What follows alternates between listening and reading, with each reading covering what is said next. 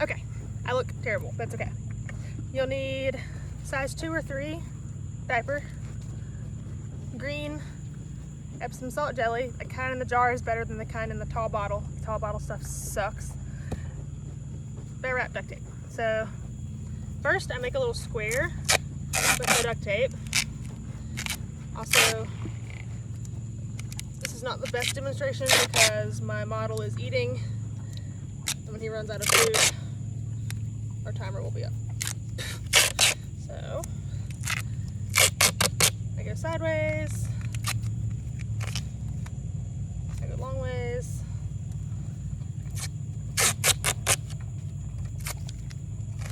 so crap. Well, there you go.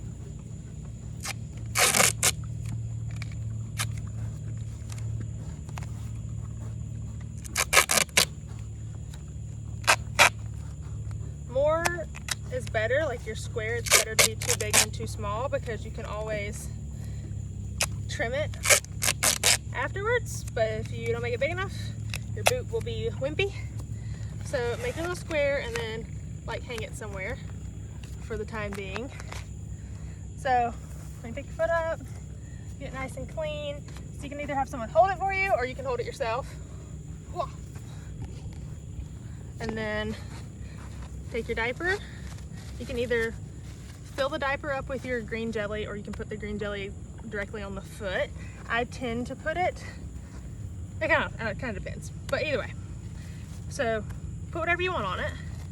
You kind of put this little fold towards the toe and you just kind of stretch it around. Take your little tabs and wrap them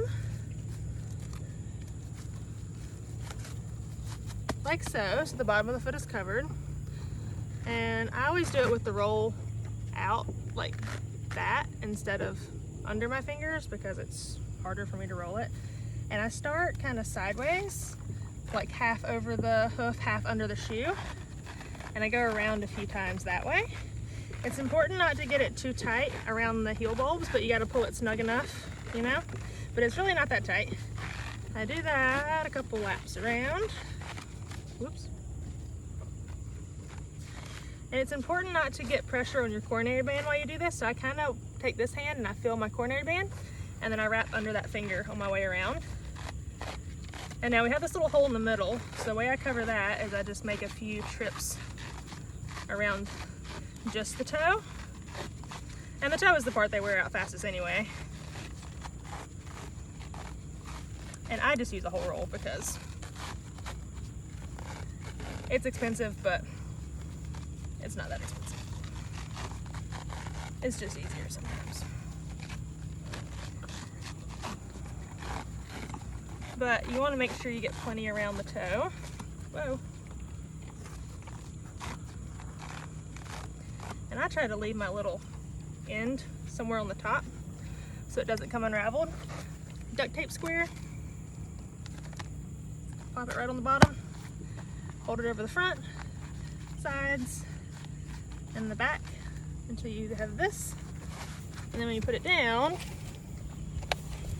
I know, don't leave. Oh, he said, oh, dinner's over. Okay, come here. Bad model, bad model, bad model. Don't be dumb. Okay.